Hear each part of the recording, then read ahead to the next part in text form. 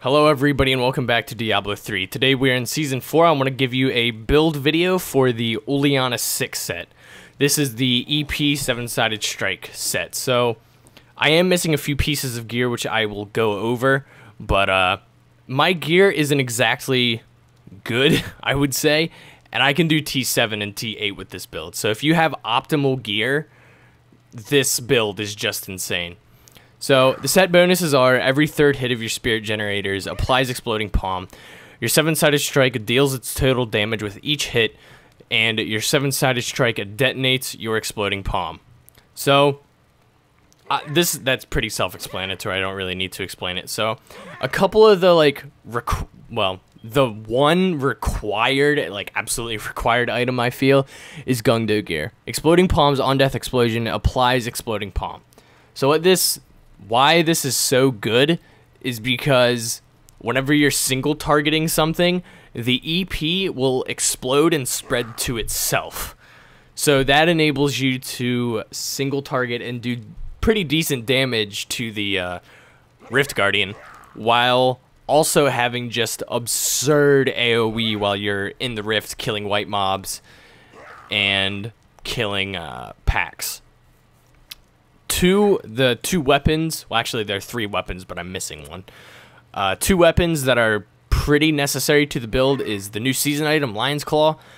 This just doubles the amount of EP explosions, and it especially helps when fighting Rift Guardians or bigger packs that don't immediately die from your 7-sided strike, or from the EP explosions. Then Flow of Eternity reduces the cooldown of 7-sided strike by 60%. For this build, you want to get as much CDR as possible. So, in terms of stat priorities, well, actually, before I go into that, I'll talk about stat priorities for this. Obsidian Ring of the Zodiac. This is good for the crit build, but there's also the non-crit build, which is, for that you need Broken Promises. So for Broken Promises, if you are running non-crit build, you would switch to Wave the 100 Fists with Assimilation, because that would just make it so the proc for Broken Promises would be up practically all the time with how much you hit. Chances of getting 5 consecutive or whatever it is, I don't remember, I'll put it up. Alright, I probably already did. But the chances of getting the chain of non-crits with no crit chance, or 5% crit chance, pretty high. So if you're doing non-crit build, obviously you just roll off crit chance on all these slots and try to get CDR. But if you're doing crit damage, for example here, I would want CDR instead of attack speed. This is good. I wouldn't want to get CDR on this. And then same thing with here. And then instead of CDR, I would want crit chance. So it's pretty self-explanatory.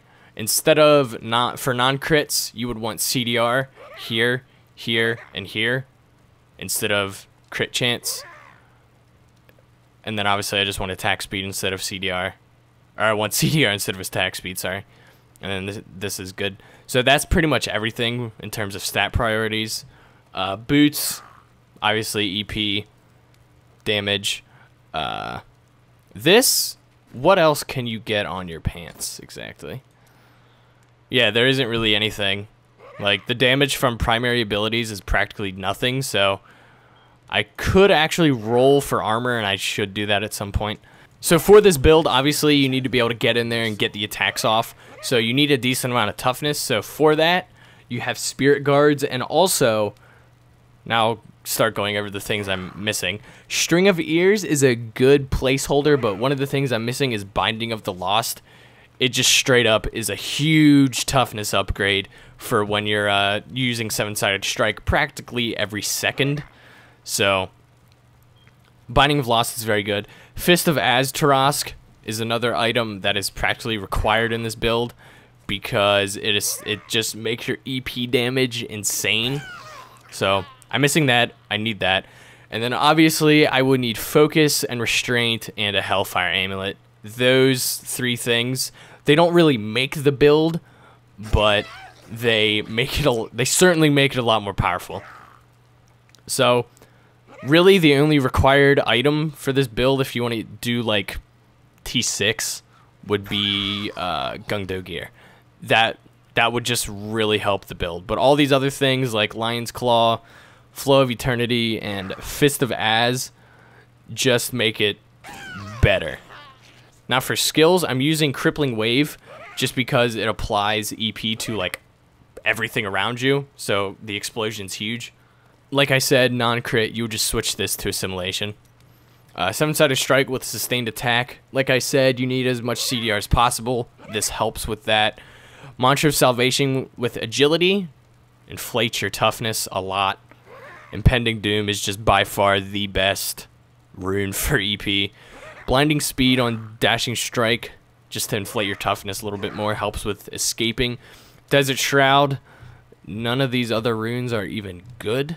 So, Desert Shroud, obviously. Harmony and Beacon of Ytar are obviously pretty big staples in the in any monk build. Some of the things that I might consider changing are Guardian's Path. This helps inflate your toughness. But Seize the Initiative, I would probably switch out for Near Death Experience. Or possibly Relentless Assault. I might switch out Guardian's Path with Relentless Assault. I've been thinking about trying that just because you freeze everything around you. So with the Crippling Wave, so Relentless Assault would probably help a lot. So that is pretty much the build. I'll go ahead and just show you guys some gameplay and sort of explain how it works with, because I think I figured out how exactly to make Obsidian Ring of the Zodiac work exactly how you want it. So I'll go ahead and show you guys some gameplay now. Before we go to gameplay, since I forgot to talk about it, because I'm an idiot, I'll go ahead and tell you guys what gems I'm using. I'm using Bane of the Trapped, Goguk of Swiftness, and Esoteric Alteration. I will be switching this out, however. I ranked this up and used it because Bane of the Stricken, which I will switch it out for, was one of the last gems I got, so I will switch out Esoteric Alteration for Bane of the Stricken. This will help with the Greater Rift Guardian a lot more, but yeah, let's go on to gameplay now.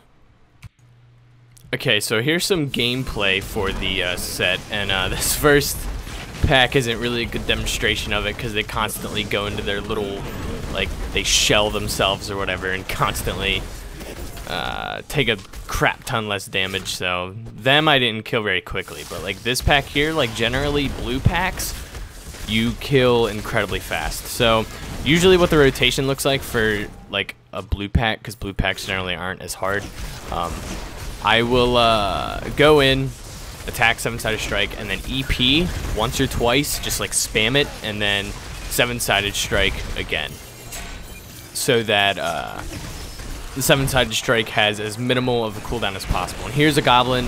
I got lucky and got one, so I figured I'd show you guys what it looks like when killing a goblin.